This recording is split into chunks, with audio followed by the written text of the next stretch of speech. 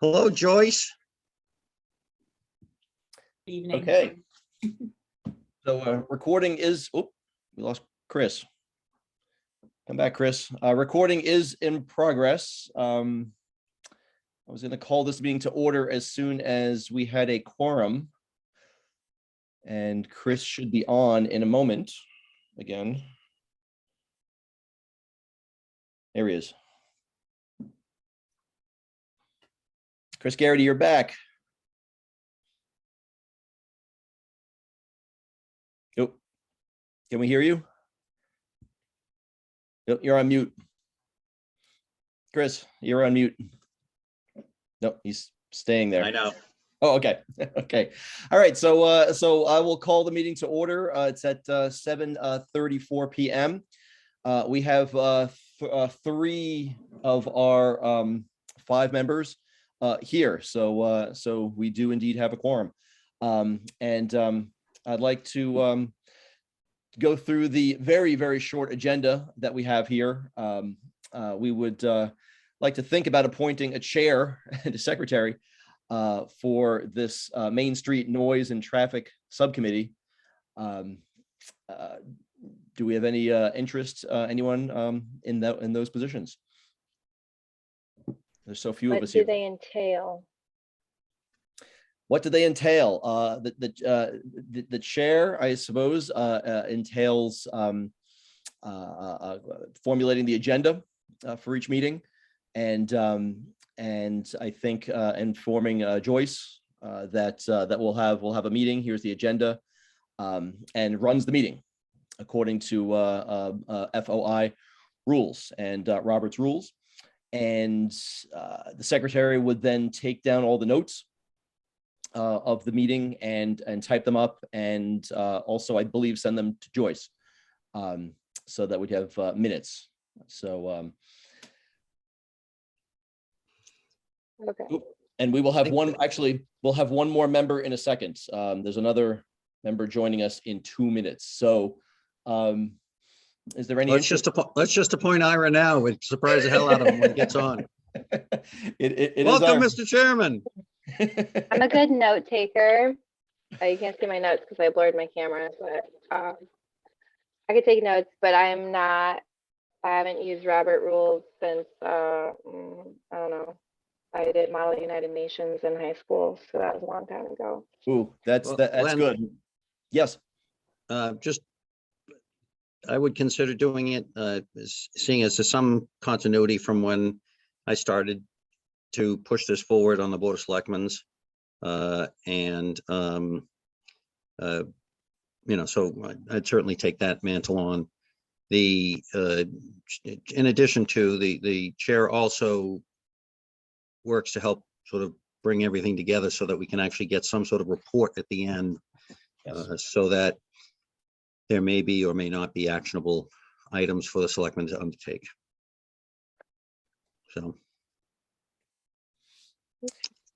So when we can review this when Ira comes on any second. But Chris, do you have any interest in being? Sure, I'll take that on. Oh, okay. Let's bring Ira Smith in here and see what he has to say about all this. And hello, Ira. Greetings and welcome to our first Main Street Noise and Traffic Subcommittee meeting. We have been talking about appointing a chair and a secretary for this for this subcommittee. Andrea already has shown interest in being the secretary, and Chris has shown interest in being the chair. What do you think about that, Ira? We can't. You're muted. You are muted. I didn't hear my name, so I'm happy with those 2 choices. Okay, you are happy with those 2 choices. So let's bring it to a motion. I move that Chris Garrity will be the chair of the Main Street Noise and Traffic Subcommittee. Is there a second? Second. Thank you. Any discussion? Seeing none, let's put it to a vote. All in favor? Aye, Thank you, Chris Garrity. thank you. Since you are now the chair, are you you now officially running this meeting, or am I? I am. Okay, so I throw this to you now. Thank you. Thank you, Glenn. And I want to thank Glenn just for jumpstarting this as well, because this is something that was a very challenging to get going. So thank you, Glenn. Do I have any nominations for secretary? Go ahead and nominate myself. Yes, you may. Yes. Okay, I will nominate myself, pronounced Andrea Shaney, to be secretary of our little subcommittee. Is there a second? Second. Second.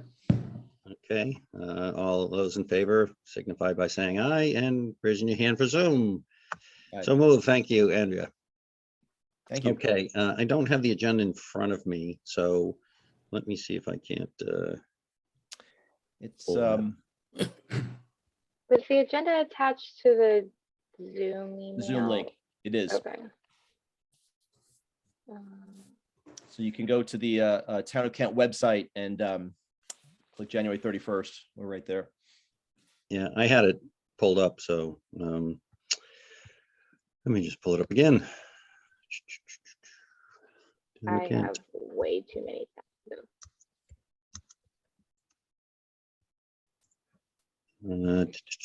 Sorry, guys.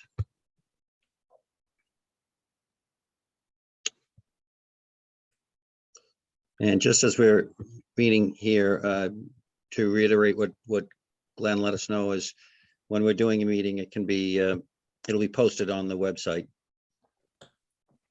Okay, so we got chairman, secretary, introductions. Let's walk around. I'll start. Chris Garrity, 30 some odd years here in Kent, real estate agent, have children, and they are now gone. So they are no longer residents of Kent. Well, Hazel's still here, so that's good. Served on Park and Rec, served on Board of Finance, served on Board of Selectmen, been a Lions Club president, member, had a lot of fun with that. And my main concern, having lived in the village and work in the village, is emanation of noise and really speed and traffic control. And then beyond that, the traffic and the concerns at the hot spots like north of town at Kent Falls and certainly down at Bulls Bridge overall. So who's next? Andrea? My name is Andrea, and I am not a Kent lifer. We just moved to Kent about 15 months ago when our baby was 7 weeks old. Don't recommend moving with a 7-week-old in the middle of a pandemic in the middle of winter to a town you know nothing about. But it's been great to be in Kent, and I wanted to get involved, and we live right on Main Street. And we were renting, and then we bought a house 4 houses down from where we were renting.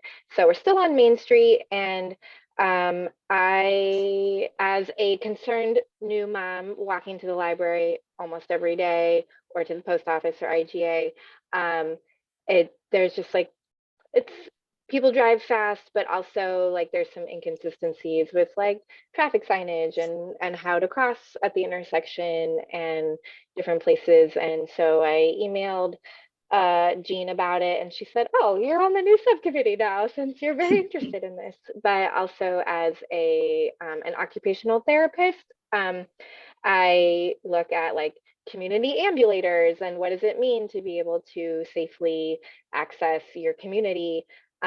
So it's not just about being a mom, it's also my professional training. And as someone who literally walks all over town, we only have one car. So when I'm not at work and my husband is, he has the car and we just walk and stroll around everywhere. So I have walked a lot all over downtown, and I'm very interested in making it safer and more accessible for people.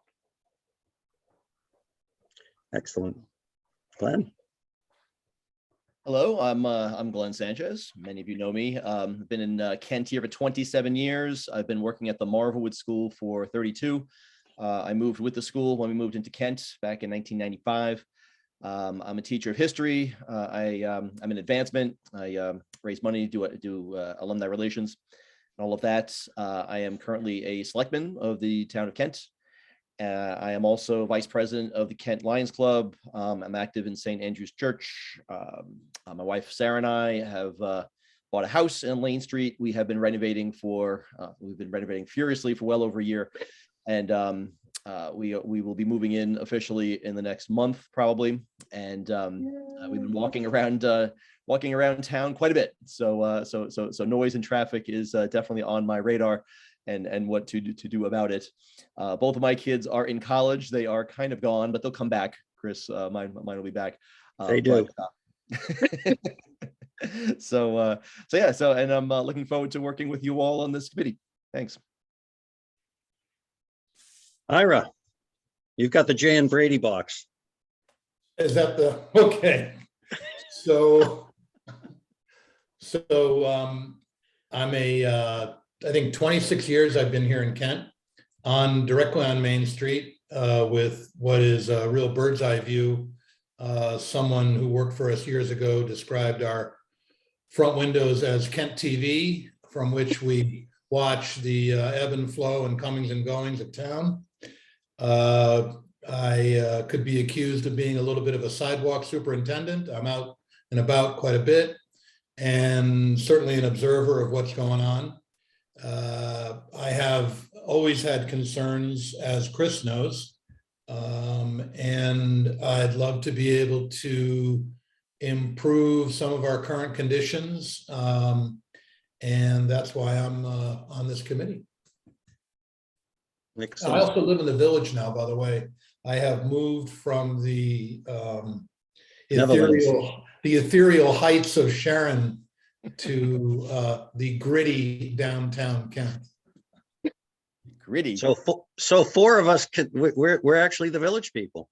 We are the village people. I insist on the cowboy, though. Ira, it's funny what you said about your windows being like the Kent TV. When we were renting Vinny's apartment in the carriage house that used to be Belgique, the way he had the 3 doors in the front, where we had the baby's play area set up, was one of the French doors down at the bottom. And so because the windows went all the way down to the floor, basically in the door, the baby could pull back the curtain and he would just kneel or stand, or eventually pull up and do, and he would just look at the gas station like all day. And we would just sit there and like look and see, oh, look, big yellow cement, orange cement What truck. dirt that he knows. I know. We see, the same 3 trucks every morning getting coffee. The landscaping business. I guess they're siblings. It's like, it's They very are. cool. And so we were like, oh, okay, this is neat. You see the same Kent school security car getting gas every morning, and different. It was really interesting. So we had our own Kent TV, but it was only the gas station, basically. Well, last little sidebar, as Lynn and Ira and Glenn know, my wife and I used to live in what we called the fishbowl, Right. which was the corner, the house on Elizabeth Street and Judd Avenue, which is across from the elementary school. So you do this all day as everybody goes by. So that's the nice thing, is that we all have experience here in the village. And I think what we want to do is, I'll also add that we have Joyce, you're here. Yes, I see your name. Yes, I am. Joyce Kearns. Everybody knows Joyce. Andrea, do you know Joyce? Yes, Excellent. I've gotten to meet Joyce. Excellent. Well, then you've got another rock here in town that you found. That's great. Mhm. And Lynn Worthington has joined us as well, in capacity as a long-term resident. Yes, Lynn, and? Yeah, I'm just interested in this committee, but also I'm Andrea. I'm a reporter with the Republican American newspaper. Okay. Yeah, And I've seen your posts. yeah, so that's part of the reason why I'm here. But I do hope you guys will have public comment on your agenda because I do have some thoughts I'd love to share. So, Well, you're certainly right on Route 7, so Yeah, and along it's with the rest of also, us. I Wait, think, go is ahead, Joe Andrea. your mom? Is Joe your mom?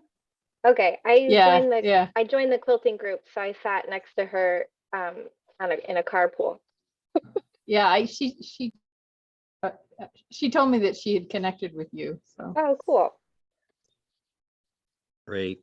So the nice thing of, having Lynn and others have comments on it, because the traffic, I think certainly we're focusing on Main Street downtown. And with the changes in the sidewalk, that will be really great to be able to sort of coincide with that. But there are points, places where Lynn lives and other places in town. I mean, if you recall, a number of years ago, we got the selectmen got a bunch of signs, speed limit signs of the flashy ones, and stuck them all around town and sort of tried to move them around. But even when they were on like Kent Hollow, it's amazing how fast people go, unwittingly, I think, for the most part. But I think we all need to have comments and thoughts and to figure out what and how we want, because clearly we want to have safety, and clearly we want to have some sort of semblance of civility with people who emanate noise.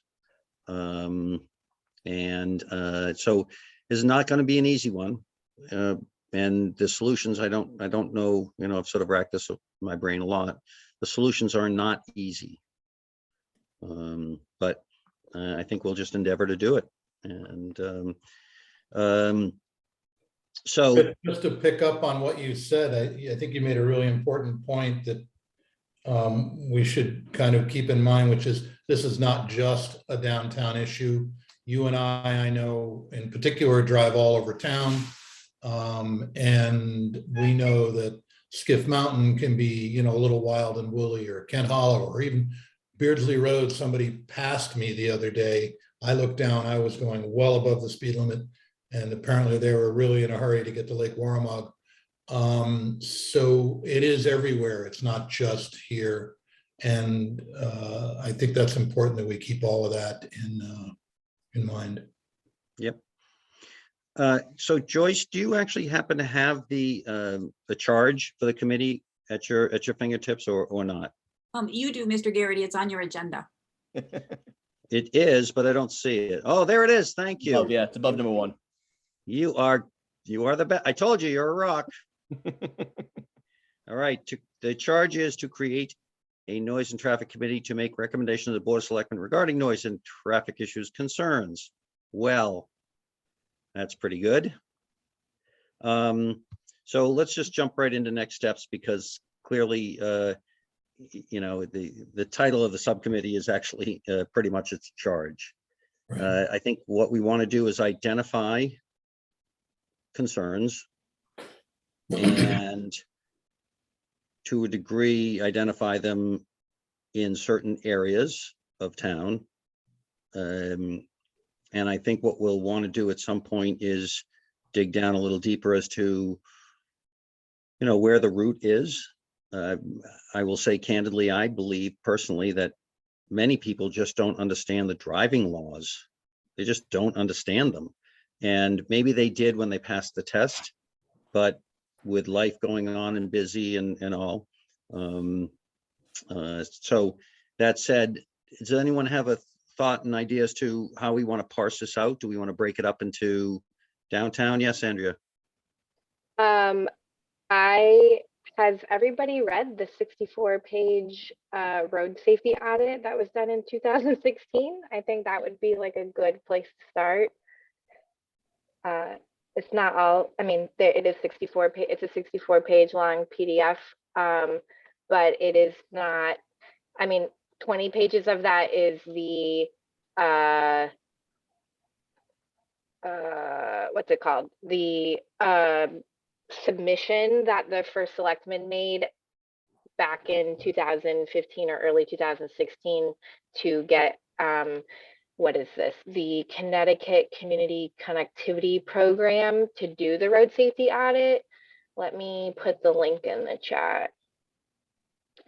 So when you ask like, how do we parse it out? I think if you read that, it is a pretty good place to start because people already identified these problems or what, you know, the DOT and some other people who professionally do this, engineers and stuff, came and like looked at issues, and they, it was very interesting because I was like talking to my husband and I said, you know what, like the walk signal is really short. And, you know, when we look at community ambulation and people that might use walkers or whatever to cross the street, like 17 seconds isn't long enough. And then I was like reading in this road safety audit and it says, oh, it's 17 seconds, more than enough time to cross the street if, you know, you're on your own 2 feet and you don't have a stroller or a walker or a cane or like anything like that. And I said, oh, you know, I'm not off base.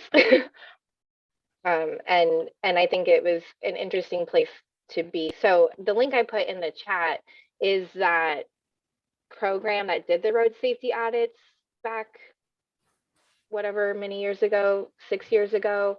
And then you have to scroll down to K, halfway down to get to Kent. So when we look at like, how do we want to break this out? And I know there are more issues than just Kent. Like when we drive home on Bog Hollow, coming from Sharon, you know, people get annoyed that we're driving the speed limit and they want to go faster than us. And, but so, I mean, so it is more than just Main Street, but if that's our starting point, that's a good place to start. I can't open the report. So I haven't read it, and I think that is a good place to start. I think we have to talk about it, and tell me if you've read it, Andrea, that it actually speaks to this. But part of it has to do with policing. Part of it has to do with having certain aids, if you will, beyond policing. And I'm specifically referring to the signs that used to be in the center of the crosswalks. I spoke to the first selectman in Salisbury today, and he says that they keep them there 24/7. They only pull them in when they're snow plowing. He knows that they're not supposed to be there 24/7. They're supposed to be pulled in every night, according to DOT. But they found that, you know, at night it even slows people down. They even he recommended and believes that the flashing lights that they have in the crosswalk area have been very helpful, and they are right now putting them in Salisbury on their own nickel, which is close to $100,000 of an undertaking. So I think that maybe one line of thought, and help me here, would be to try to somehow meld what's in the connectivity RSA with the development of the new sidewalks. Yes. And I think that would be important. And there is a sidewalk committee, and they are in the process of getting bids. So they are very, very far down the road. But, you know, things like signage and other things can be added later. But obviously, if you get out ahead of it, you know, maybe wiring or something like that gets done or put in. Yes, Lynn. Can I just add that report was actually written so the town could get a $500,000 grant, Right. which with that name of the connectivity grant from the DOT. Right, but Did anything happen with that though?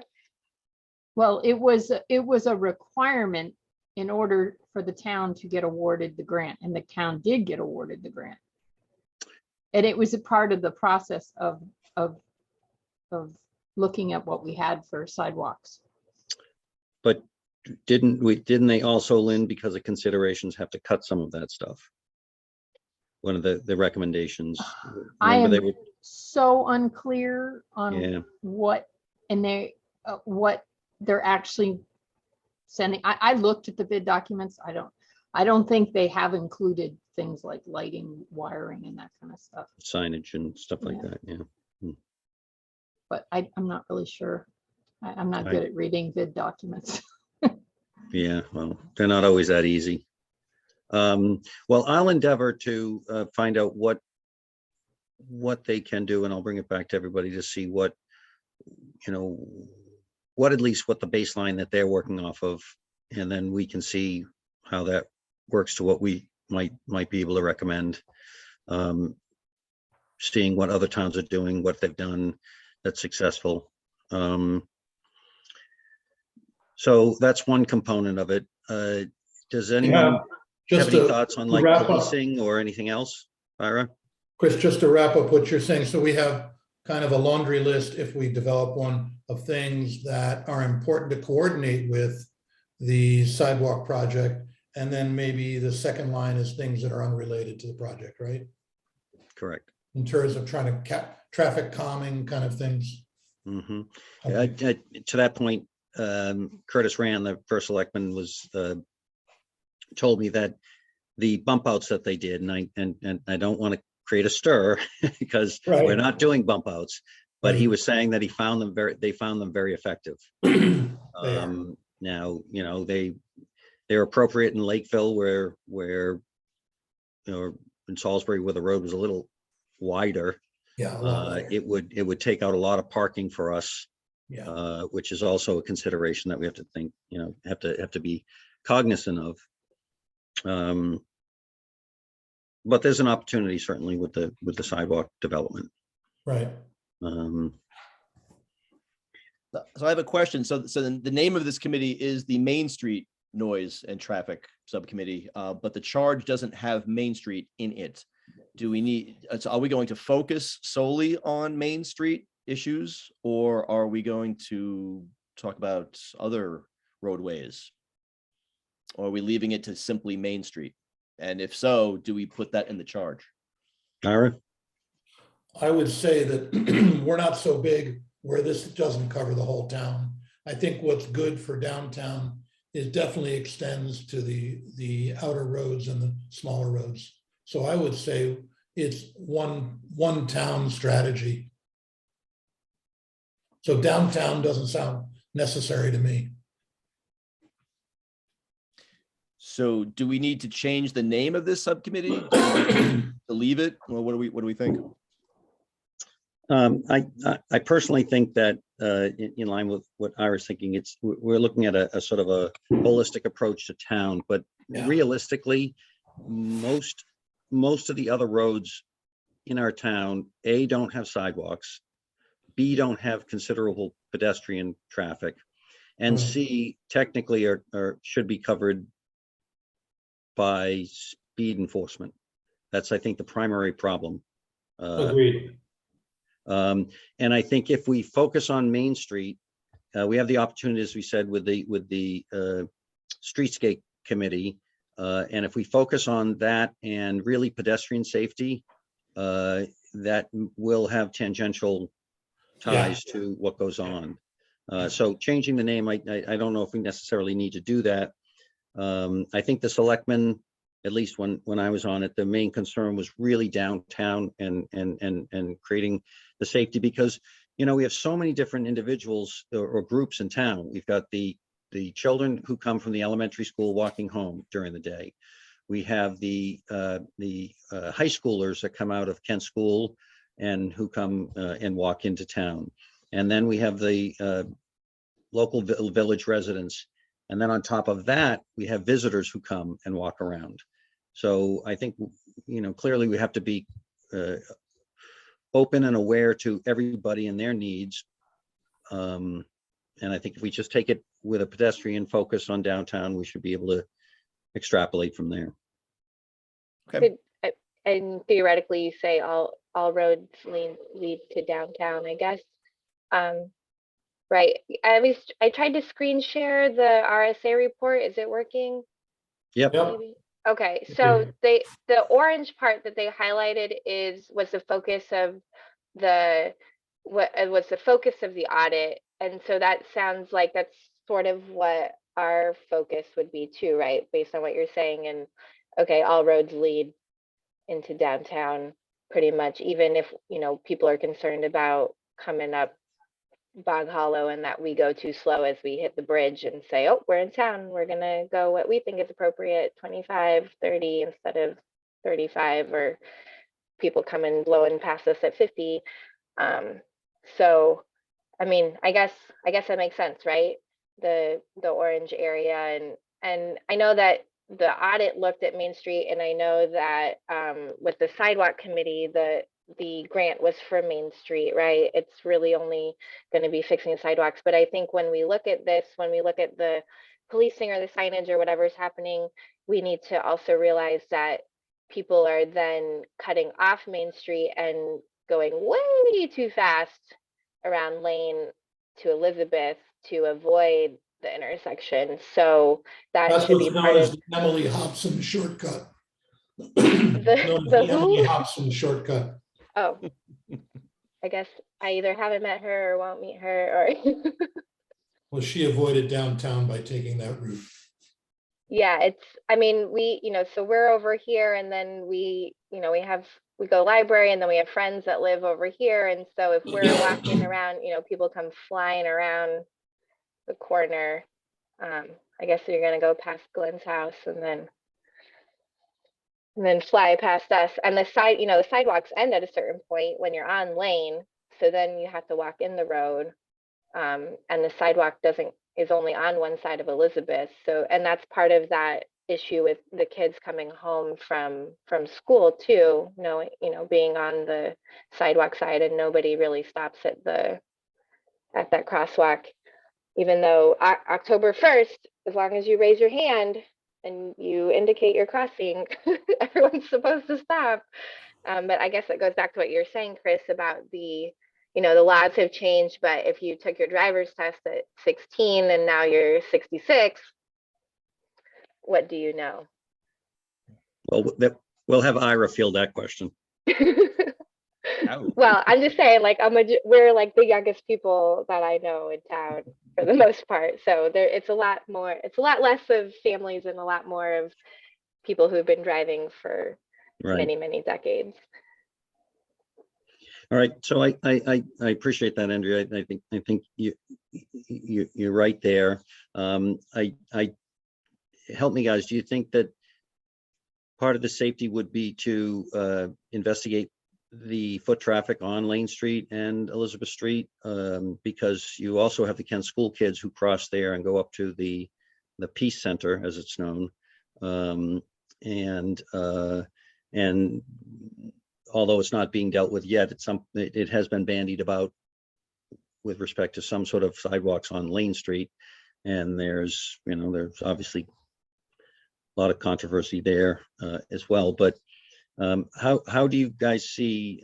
I see it breaking down into speed and cars, and that's sort of the number one issue, I think, on top of everybody's list.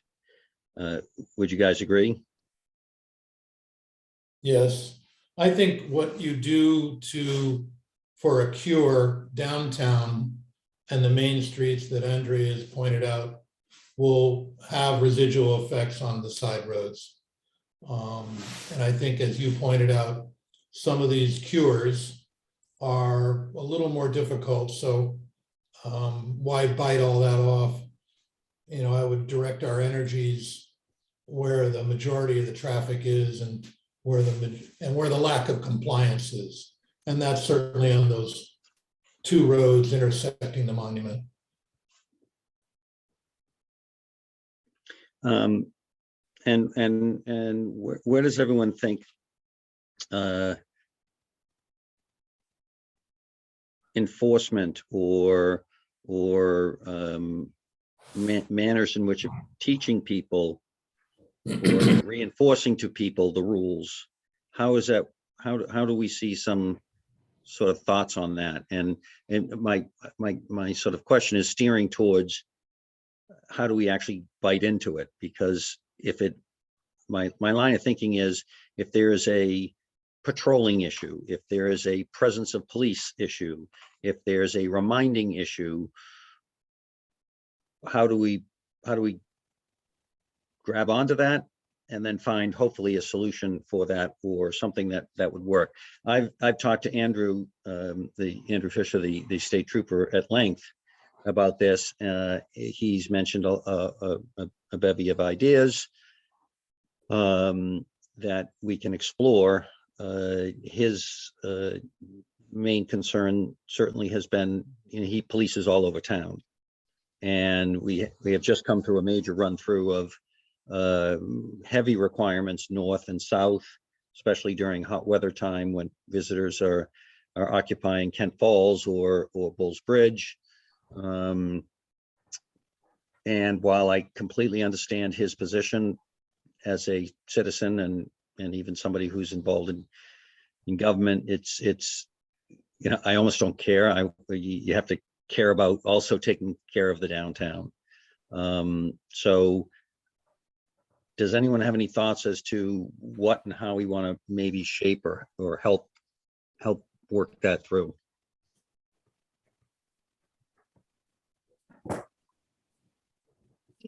I mean, I talked to Andrew too, and he seemed really like, I can't do more than I'm already doing about it. And I don't know, and I talked to Maria Horn and said, what would it take to get more patrol? And it's a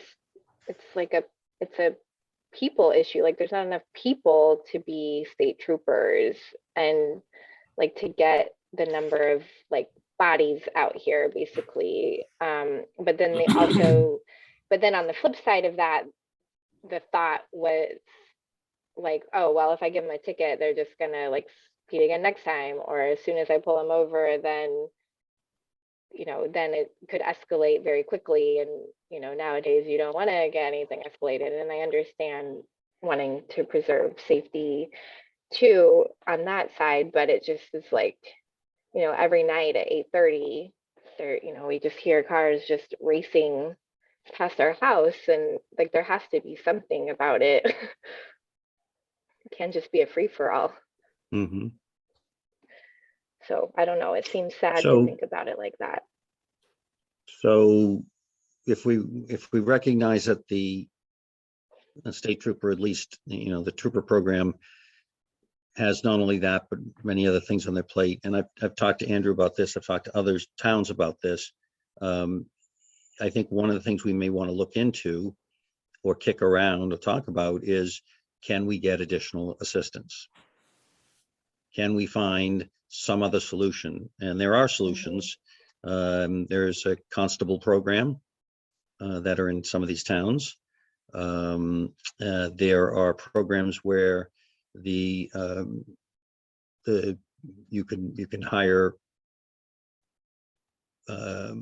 what are they? No, they're part-time, I guess, part-time troopers.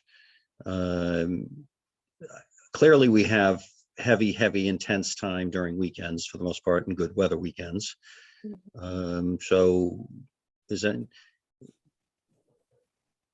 is there a way we can maybe focus and hone in on that and say, okay, well, maybe that's one of the sort of solutions? Does anyone want to jump on that and see what and how we can explore that component of it in terms of actual solutions based on additional enforcement beyond what we have in the state trooper program? Well, I would want to know what level of enforcement we have now before I would, in other words, where are we at now before we add something? Well, that would be the baseline, yes. As my understanding is, as maybe I didn't articulate well, but the current system is limited, according to Andrew, because he is all over the place. And while he feels that he can be in downtown for some part of the time, weekends, heavy weekends, there are times that also draw him away because he's doing other things. I think that's probably going to be true pretty much anywhere and everywhere. I mean, you can't just monopolize them and have them downtown. But I mean, there are more people, so I guess to Ira's question is, how do we find out, like, is there like a state person we talk to that says like, oh yeah, we assigned an extra person to Kent this time of day, this for these months or whatever? Is there somewhere that we can look as this committee or people, citizens or selectmen or whatever?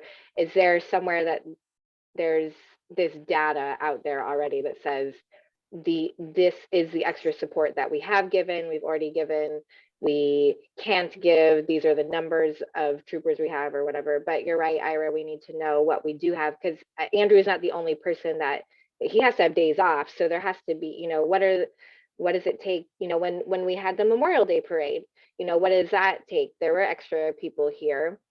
So where are those extra people coming from? And then are those the extra people that, do they sometimes work other busy weekends when we don't have a specific event, but those weekends? So is there like a place where we can look that up? Well, I don't think so, No? Andrea. Oh, and nobody knows? Well, no, No, it's actually, not out there. They don't share it. they they're don't very- share it, and But why? well, they don't share it, and they also don't promote it. They have a program where we have hired one resident trooper. The primary is Andrew, but they also swing people through. But when you talk about additional help, that means more funding from the town to be able to effectuate that. Right, but we've had, That's all privately done. So for instance, the parade is paid for, I believe, by, isn't it the VFW or what the? I think it's the town. The town the pays town, for that. yeah. Yeah. So, Doesn't that so, come under as an overtime job? yep, you bet. so is that the only way that we've ever had like an extra person that isn't Andrew? It's only because of an event, because the town paid Mhm. for it? Or does the Mhm. state ever send like Well, a if you- if- sub? During times when Andrew's not on duty, Andrea, the Troop L, State Police Barracks, has to send troopers through like 3 different towns. So they're like roving through different towns. Like it'll be like Kent, Washington, and I think Right. Warren. Correct. So Okay. that one person's 8-hour shift, they're roving through the 3 towns. On So the they 2 could, da- the they 2 could be days in that it doesn't. Washington and get a call in Kent, and they're a half hour out. Yeah, it's very tough cover. It's difficult to cover that. Okay. So, But I That's tell, what you get when you're not, so if there's 168 hours in a week, Chris, how many hours a week is Andrew in for? I don't even know that. Joyce, do you might know wanna that? know that. But let's say 50. So now we have 118 hours that they call them road troopers, that the road troopers cover us. And I can tell you, as someone who's needed them from time to time, they are really stretched. Might be interesting to know what we're currently getting before we go out and buy something else. Right. That's what I'm saying, is how do we know the hours when Andrew's not on as our resident trooper? How do we know So what as a his hours practical are? matter, Andrea, and for good reason, the schedule of a trooper is typically held in confidence. And Chris, I don't know if it's just the first selectman, but certainly in a very small group for obvious reasons. In other words, you don't want to publicize that the trooper will be here from 9 to 5, so at 6 o'clock you can go, rob the bank. But that information is certainly available, isn't it, Chris? Well, I think so. It's been, Historically, not it's going always been forward. nebulous. It's always been nebulous to me. And the answer that I've had from not only Andrew, but any of the troopers they talk about is like, well, we have a system, we have a shift, we know what we're doing. And Don't bother us. and in fairness to them, they can't always cover. I mean, think about it this way. If someone has robbed the store, any store, and they're following up leads, they're doing that in town. They can't focus on anything else. So Right. I shouldn't say anything else, but their primary focus is on that and less on traffic. Oh, Right. no question. And- That's why I'm wondering, in other words, are our current resources being used in a way that works best for us? That would be an interesting question to know. That's all I'm saying. Yeah, I agree with, everything. And I'm not saying that that they're not doing their jobs. I'm saying is, how do we know what job like, how do we know what they've been? And I'm not saying like we're gonna publicize when the troopers are working, but like there has to be numbers. Like everything is run by data now. Like there has to be like something that says, Lynn's laughing at me, but like it has to be something that says like we sent like this many hours of bodies to your area this last month or this last year or something, right? Like Well, isn't that again, great? Like we Andrea, have to there, track there may data be, for there everything. may be that data, but I think in going back to what we need and what we're focused on is not so much how much time they're in town or who's in town. It's really, in my opinion, back to Ira's point, is how much of that time is actually dealing with downtown traffic and safety and noise. Sure. So Glenn, to that point, if you can maybe suss out for us on the selectman's office, really from the troop, if they can, percentage wise, how much time do they spend and can they afford to spend on our traffic and monitoring? I mean, I've always felt, and I've asked, and there's been reluctance, I know, from the troop. I've always asked for a police officer to walk around town during the weekend. And, I understand how police officers like to be near their cars and have to be near their cars. I get that. But it would be nice to know what percentage of time they can spend downtown. And I will say this with all honesty, in speaking with Andrew, he was stretched heavily during that time where people were just massing up at Kent Falls and craziness down at Bulls Bridge. So, but to a degree, we have to, or where we can prioritize or help them prioritize, I think would be important and would be the baseline I think Ira's talking about. Chris, you raise an interesting piece there, and that's been a debate that people ask me about a lot, and that is, what is the responsibility of the town of Kent, who pays for a trooper program, relative to the amount of that resource we share with DEEP? I understand that, you definitely want to back people up and they need help. The question is, but actually, so over time, as you know, Chris, we have devoted a significant amount of our trooper resources to both ends of town to those parks, in a way that's frankly not required, as you know. Now, is it sensible? Of course it is. Is it important? Yes. But to what degree? And DEP for sure, if we're helping them here, they're going to send us less resources. Yeah, and just I'll touch lightly on that one, because I did dig into that a little bit. And the resident trooper is responsible for parking on the side of the roads. Oh, yeah. So when Kent Falls, the DEEP guys were up there dealing with the masses, it was our resident troopers' responsibility to move people out of illegal parking spots, which were dangerous for Route 7. It was our resident troopers' responsibility to make sure that the traffic down at Bulls Bridge didn't harm any pedestrians, because there were people driving 4 different ways and unloading cars and taking out grills and things like that. So those challenges were pretty heavy. I think, however, that's abated a bit, and it goes back to the question. And I think, Glenn, if you can, but it might get down. heavy again. It's tough for us to predict that one, as you've seen. That comes and goes, which is very. That's right. Well, you're right. It does come and go. However, we have the opportunity right now, as it's gone or ebbed, to focus on what we need downtown at least. Sure. And then if it comes to pass where almost it's just mushroomed again because it's a hot summer and everybody seems to be, bless you, everybody seems to be coming up, I think we can then deal with that as a separate pod.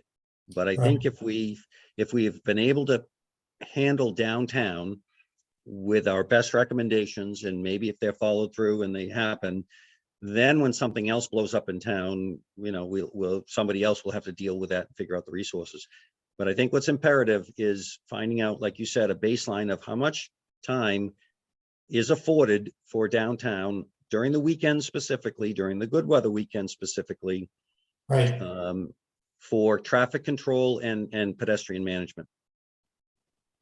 I think that's a good idea. All right, so I'll we've do my dealt best to with, find that out. we've- Yes. so we've dealt with signage, we've dealt with sort of policing resources downtown. Any other thoughts of what? Every time I ask about the intersection specifically, I get told it's a Department of Transportation issue and I don't know, there's 8,000 hoops to jump through and apparently half of them are on fire. I don't know. The way they like it. Yeah. So but- what specifically, Andrea, would you think about your concerns at the intersection? So, okay, so there's like, the first thing is the intersection, so you can only cross in 3 ways, right? You can't cross across the monument, right? You can cross from like Vin's house Right. to the church, Vin's house to the gas station to Swift. But you can't go Swift to the church. So there's 3 ways to go, and most people need to go 2 ways, like from Vin's house to Swift. Like, when you're talking about Kent school students, like I live on that side of Main Street, so I cross. So if you, when you push the walk button, it lets all the traffic go, 341, and then it stops all the traffic and it says you can cross every direction. So the white pedestrian crosswalk flashes goes for every direction. So research has shown that it is actually safer to have scramble crosswalks where you can just cross on the diagonal, which is what people actually do. But with when you put that, when you actually say that's what's going to happen, like have a diagonal crosswalk actually painted on the road, it's much safer for people so that cars know like this is what pedestrians are going to do. But in effect, that's what's already happening because you've stopped the traffic in all 4 directions and it says you can cross all those ways. So research shows that's called a scramble walk when you have the diagonal, that's safer. And it's more efficient because you don't have to cross twice. So I've gotten some information that says like, oh, they're not going to repaint a crosswalk like that. But so fine, okay, whatever. You don't want to paint the road. What you could very easily do that would cost very little money would be, instead of having a 17-second cross, because you cannot cross from like Vin's house to the gas station to Swift in 17 seconds. You can't even cross to the gas station in 17 seconds. Like, as soon as you step out into after you see the crosswalk go, the little guy does his walk thing, you look again, because you're supposed to look, even if it's crossing, it says you can cross. After you take that step, it's already flashing the red hand. So, because you have to have 15 seconds of red flashing hand. So, it needs to just be longer. It needs to be 30 seconds. You could very easily make it be a 30-second cross because you're letting everyone cross in every direction. It's not like it's going to be 30 seconds and you're stopping Route 7 and then 30 seconds and you're stopping 341 and then 30 seconds and stopping 7. Like you're letting all the cars go all the directions, then you're letting all the pedestrians go all the directions. And 30 seconds is not even twice as long as 17 seconds, and it would still allow everyone to get where they're supposed to go. And you could even cross to one and then the other and not even cross on the diagonal. So I think that the crosswalk needs to be, the crosswalk signal needs to be at least 30 seconds, not 17. It was like laughable in this RSA report that was like 17 seconds is perfect amount of time to cross the street, whatever. And I was like, no, it's not. Like, when you look at like the research about how long it takes people to actually cross the road, yes, if you're ambulatory, 2 feet, no assistive devices, and you're only going the little section, you're not going all the way to where you need to go. Like the kids from Kent School walk into town, you have to cross twice. So you have to cross 7 and then 341. So that's my thing. But every time I talk to somebody about it, they say, I don't know, the Department of Transportation, you gotta, like, it's 18 layers deep and burning hoops. So, but that would be a very quick fix. You don't even have to change any signs. Well, that's interesting. And what I think I'll do is I'll also ask the sidewalk committee if they have any input on that. Because as I said, I think it's an opportune time to maybe make that recommendation and maybe have an ear, or maybe only 3 hoops instead of 17. It's just, that would be a very easy thing to just make it longer to cross. It would be Well, easy and safer. DOT do not fix. Do not work. They just, I mean, no. you don't even have to paint anything. You just literally change the light, like the walking signal cycle. Well, we could do you that know? one night, Andrea, you and I. We'll pop that thing open and, You no, know, I one think that, time the light was actually pointing the wrong way.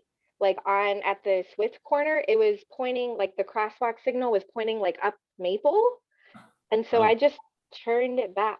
Like, I don't know if the wind did it or some high schoolers did it. I was like, this doesn't make sense. We got to make sure you can Swift see it. didn't like the way the orange light reflected off their windows. Who knows? It was just weird. But so there is stuff I was like, this is wrong. I'll fix it. But I can't Joyce, fix just the make sure it's timing. not recorded that Andrea did that. Right, delete. It was pointing the Okay, wrong so direction. that's very helpful and a very good perspective. All right, we've done, I think, quite a bit on the traffic and such, and I think we have some good ideas and things to come back to. Noise, Yeah, that was gonna be Oh. my question. Noise is one of your charges, isn't it? noise. And seeing as I make a lot of it, someone else speak.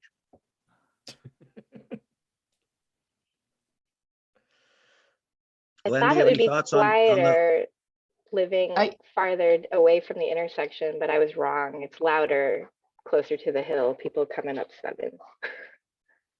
My parents have been shocked at how loud it is on Main Street. They hear it so well at Templeton, it's insane. I've never understood why we don't have a noise ordinance. There is a Because- noise ordinance in the state of Connecticut. Yeah, but why don't we have a town one? You don't need one. It's plenty good. The state of Connecticut reg is very, very good. But we don't enforce it. That's a separate issue. I know, but if we had a town one, could our resident trooper enforce? You don't need a town one. We're using a state agency who would enforce the DOT reg. I've only emailed that to Chris a couple of times. He probably knows the reg by heart by now, right, Chris? But he's not So- doing it, so why can't we have a town ordinance? So I You're think- missing the point. The rule's already on the book. You hit the nail on the head. It's a question of, do we want to enforce it and how? And Well, I that's think you're really both- problematic. You're both arguing the same point. Well, it's a real. Just from different sides of it. There is an ordinance, and I think if this committee, subcommittee is so inclined, it seems to me that would be a recommendation to enforce that and have a recommendation as to how to enforce it. Ira has shared with me more than once. But I've also brought that to the troopers' attention, and there are challenges, certainly. And also there's, let's be honest, there are, what battles do you want to pick? So Right. it is That's a our good point. job, I think, it's our charge to bring up recommendations to the Board of Selectmen. And I believe that with respect to noise, and I'm going to pull it out and say it, motorcycles number 1. Any kind of vehicle, really. Loud trucks and at number 2, and then whatever those little street racer guys are that I've seen, how The many, clubs, 15 yeah. of those? What do you call them, Ira? Well, they're slammed cars, but they're clubs. Clubs, And right? they'll dive bomb the northwest corner with real regularity. So those have been sort of the main ones, and then it goes to sort of a general uh, sense of respect, I guess, is where I would go. I've even told my own daughter to turn her radio down because it's just, I don't need, and nor does everyone else need to know what she's listening to. So there, it goes beyond just, you know what, I think quite honestly, it's a sense of awareness and responsibility to others. I don't really personally mind motorcycles. Ira doesn't, he rides one. But when you are foisting upon others noise, emanation of noise for your own personal needs or delights, so it may be in each case, that becomes a challenge for the whole public. There's kind of I an have- interesting piece here, and in a perfect world, Chris, I agree that people having respect for each other and a community that they're either visiting or living in is the optimal solution. Regrettably, not the reality. One of the pieces about, certainly about speeding or noise or crime is that you're never going to put an end to it. But what communities do is they make their community one of the places where the people that practice those things, whether it's our recent rash of burglaries or speeding or noise, will come less when they know that there is the potential for enforcement, not necessarily enforcement, but this very, very sound policing practice called omnipresence, which is simply the idea that maybe we're here, maybe we're not. And that's one of the biggest pieces that goes to whether it's speeding, whether it's noise, whether it's the people that speed up when I'm crossing Route 7 with a 74-year-old lady like last week, and I've got a case of wine on my head, the guy speeded up. The idea of that, so you're not gonna retrain people. The best you can do is have the threat, the omnipresence idea that this is a town that gets enforced. And I can give you a really good example. I grew up in a little cow town like Kent, and next door we had a very wealthy community, the wealthiest community in New Haven County, which was Woodbridge. And Woodbridge had, those guys all look like troopers, they dress like troopers, and they enforce everything. I mean, if you were chewing bubble gum the wrong way, they pulled you over. And these guys, this particular town was very, very aggressive in their policing.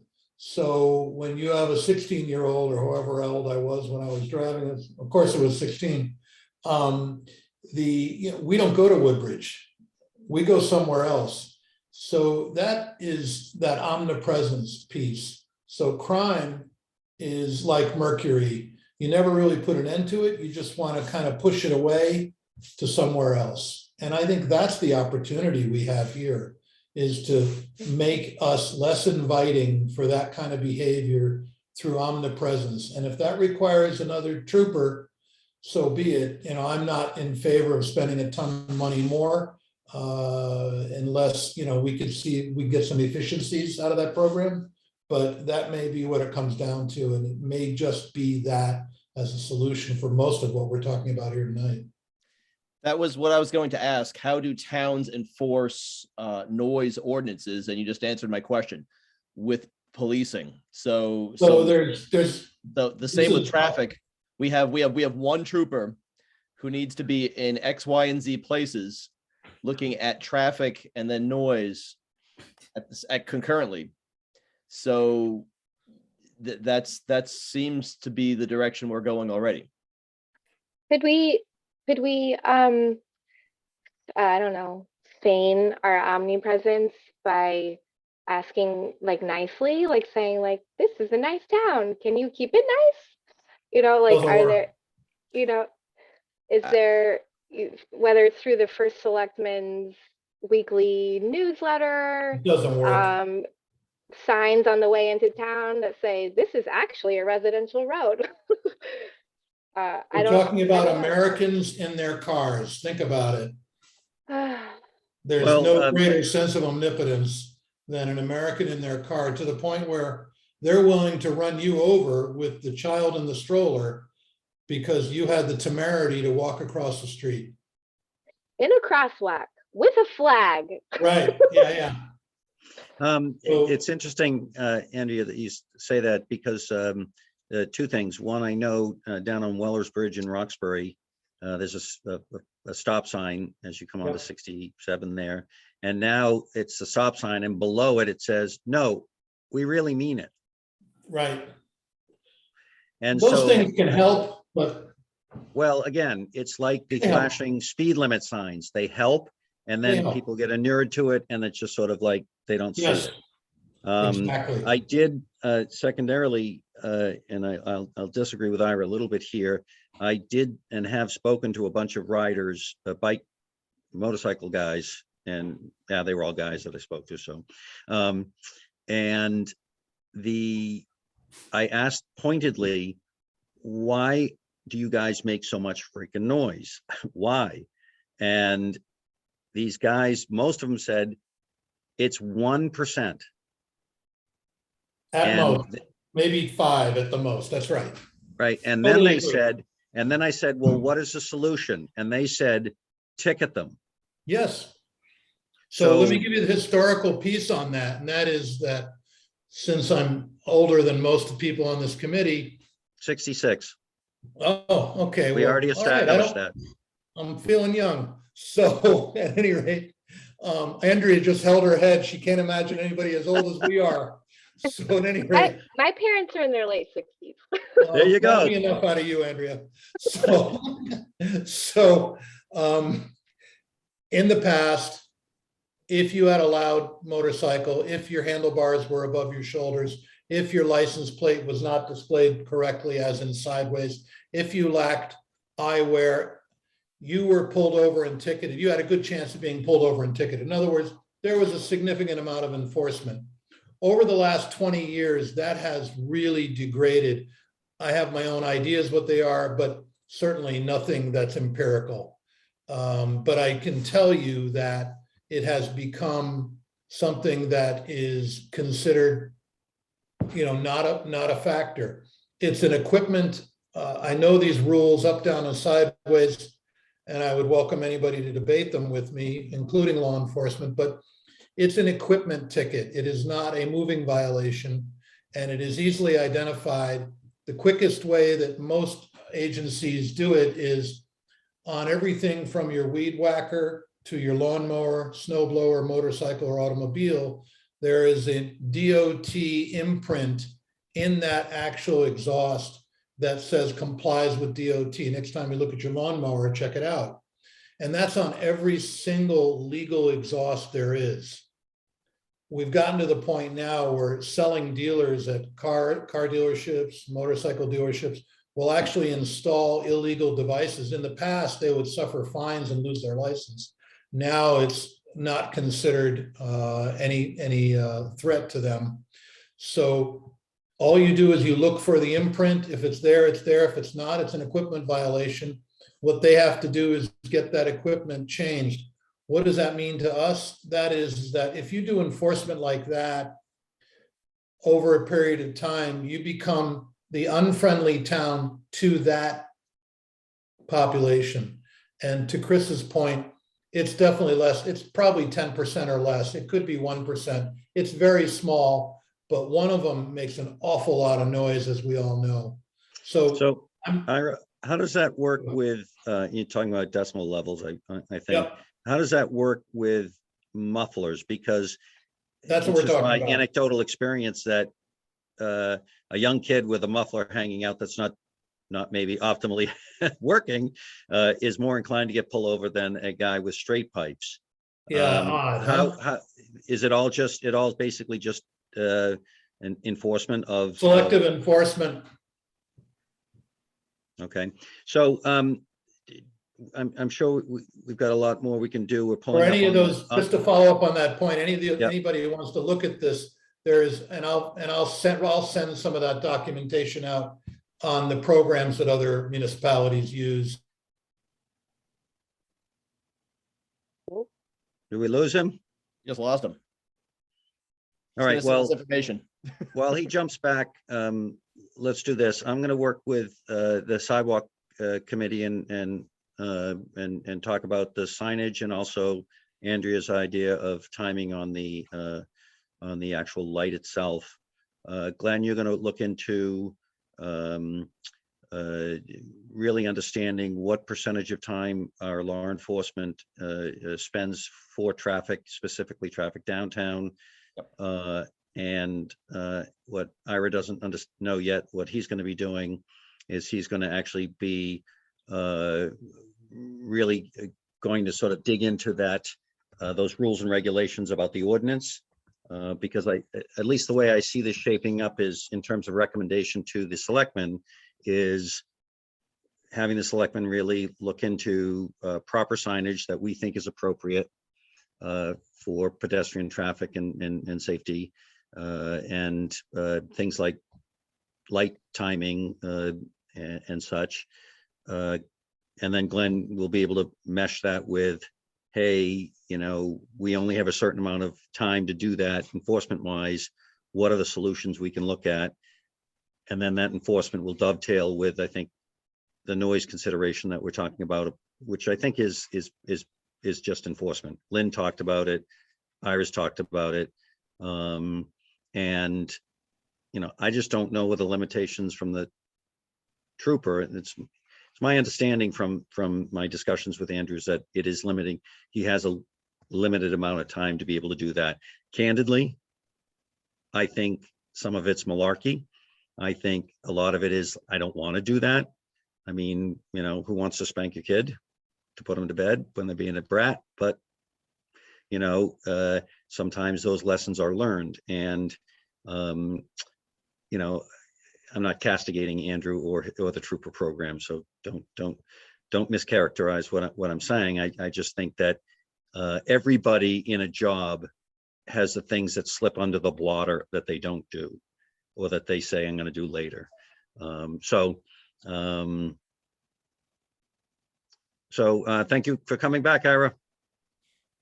Ira is just wrapping up and saying that I'm going to do, just as we pull up to 9 o'clock, I'm going to deal with I'm going to speak with the sidewalk committee and see what plans they have, and I'll bring them back for the next meeting as to what their thoughts and in terms of signage, in terms of, I'm going to pose Andrea's question if they have any insight, if they can somehow modify the light. Glenn's going to look at the trooper program and see what kind of percentage of time is allocated to downtown.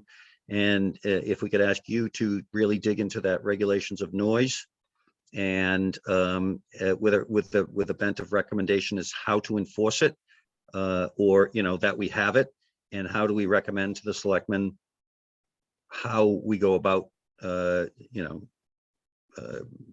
enforcing it. I think the missing piece in all of this is really understanding the trooper program. So Glenn, I think it'll be great if you can come back and really give us some direction as to, okay, guys, sorry, you only have 10% of the day on it. And then I think we'll need to brainstorm and figure out other ideas. Maybe we want to have that 10% of the time allocated only to a Saturday. Maybe we need outside assistance. Maybe we don't. Maybe we need to say we need more than 10%. We need 20%. I don't know. I think that will be a very good discussion. Okay. Any other thoughts, comments, concerns, questions? I have a suggestion. I would encourage you Yes. guys to, I would encourage you to talk to, maybe it's you, Glenn, talk to the town of Litchfield, because they have constables that work under their resident trooper. Okay.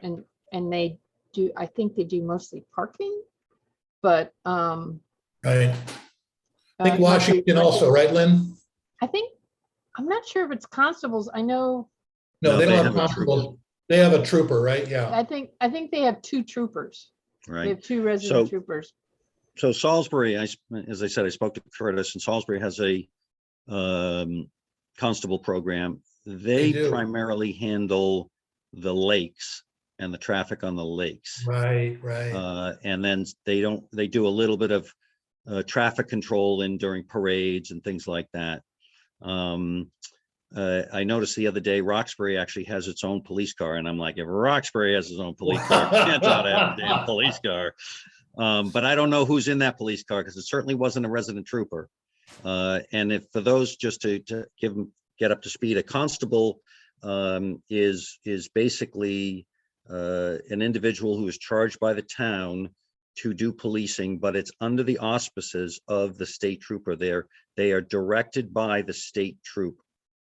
However, they are paid for individually and separately by the town, and they actually answer to the selectmen in Okay, terms so of what they do. So they're volunteers who get some kind of training. Well, Oh, some no, of they're them They're paid. paid, they're paid paid. people. They're paid. But Chris, Salisbury just one pays. correction on that. It's my understanding that our first selectman is the chief of police here, to whom our trooper answers. No, that's not how it That works. is- You are correct in that they are the chief of the police. It is. But is. they don't get to direct the trooper? No, Gotcha, Because we okay. don't have a There- police department. There is some cooperation between the Yeah. first selectman and the resident trooper. Like, I know Bruce Adams used to have like a pretty good relationship where he could kind of encourage Andrew to do certain things. But Andrew answers to Troop Out. Got it. And if Andrew leaves, we don't really have a lot of say in who our next trooper is. That actually is not true. But Bruce kind of inserted himself into it to That's the way you try have to and do make it. a difference, but they really didn't have to listen to him. There's nothing, they were trying to be nice because they were trying to get Kent back into the resident trooper program at that time.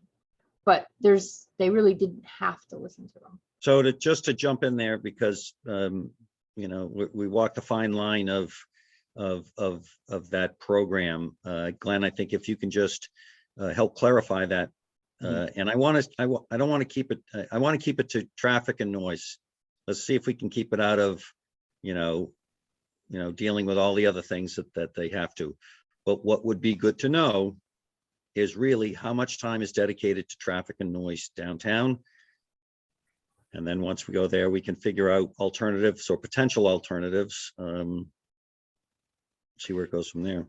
My last question, I don't know very much about constable programs. And if in Litchfield, they're doing mostly parking, are there any constable programs monitoring noise, for example? Well, I don't know that. Okay. I would imagine the constable program on the lakes in Salisbury is really more about speed and conducting people, with proper etiquette, if you will. The decimals on a boat are going to be the decimals on a boat. So I don't think, and I don't know anything about Litchfield, or I don't know how they deal with, or if they even are concerned with motorcycle noise or exhaust pipes from Well, certain Litchfield cars. used to do an enforcement action in the beginning of every year for at least 10 years in a row. I don't know if they still do that. Enforcement of what? Motorcycle noise. Noise, okay. So Ira, you'll get us the sort of the outline Yeah, I'll of give you that. the black and white on that, Perfect. what the regs are, that kind of thing. All right. Andrea? I know I said I would be the secretary. These are the notes I took. Oh, I love them. They're handwritten. But, well, yeah. So now I have to type them up by when, and like I'm a working on a deadline person. I teach study skills and executive function, but I'm also a procrastinator. So when do you need these? Well, having been a secretary many times, I always find it best to try to do it as quickly as possible and get them done. And I, Okay. like you, do tend to procrastinate when something like that happens. You do have to get them into Joyce, and Joyce, what do you want? Quickly do you want those? For correction, if they really go to Darlene, they don't come to Darlene. me. That is a Okay. good correction. You're right. Okay, to Darla, I gotta write that down because I wrote secretary, type up meeting minutes for Joyce. So I'll cross Well, that it's out. with care for Joyce, but it's really for Darlene. Because in Okay. effect, what happens, they have to be posted. and Right. What's it, 48 hours? No, 7 days. 7 days. I thought 48 hours, Lynn. Don't tell me that. Well, no, I mean, I'm That- just I teasing think- you. I think, I mean, if you're really nice and you do it early, you do it quickly, you know, people are Yeah. happy, but So keep mean, in that- mind, keep in Yeah. mind, Andrea, when you're recording a meeting, and plus this has been recorded, so anyone who wants to Right. go back and get this can get this off of Zoom. You don't have to record everybody's comment and concern and thought. You're talking bullet points, and generally speaking, you're only talking motions. But Whoops. but giving some filler also does help. But do not feel like you have to do it verbatim. Okay. All right. So we only moved, there were motions for naming the chair and the secretary, and then I don't know that we made a motion about keeping our charge or editing our charge. We have not, or correct? We just discussed a lot of stuff. Okay. So you can Okay. basically in effect say there was discussion on signs, there was discussion on this and discussion on Okay. noise and then go from there. Okay, that's good. I ran out Yeah. of room on my paper. Take a look at minutes from other subcommittees. ARPA, for example, is pretty good. Okay, I looked yeah. at ARPA's. I looked at some things and some of them just said discussion and I was like, about what? So, That's Okay. good, yep. That must have look been at my ARPA's. meeting. I'll look at Okay, ARPA's. let me go back at the agenda. What else is there anyone looking at the agenda can give me a little help? What's next? So you did, So we talked about next steps. You assigned everybody a Yep. task, basically. And then next is our next meeting date and time. And I think in our email discussion, based on that Google form that I made, we decided Thursday evenings, but not the evenings that Glenn is in the Board of Selectmen meetings. So I can't do the first Thursday is at 4:30. I ostensibly could do that night, but the second board select meeting, the third Thursday, that's at night. Can't do that one. But I could do the second Thursday or the last Thursday of the month. Okay, so the second Thursday of the month is February 10th, which is only next week. I don't know if that's too soon for getting our stuff done or if it's just soon enough to make sure we do stuff or. well, can I back up just a little bit here? Sure. So a couple of things we have going on. The bids are out for the sidewalks and they want to have shovels in the ground May 1st is what I've heard. So I Yeah, think that this subcommittee should try to wrap ourselves in our recommendation up fairly quickly, meaning I would like to see this done, certainly by mid-March, if we could do that. Now, what that would mean to me would be maybe more intense meetings right away.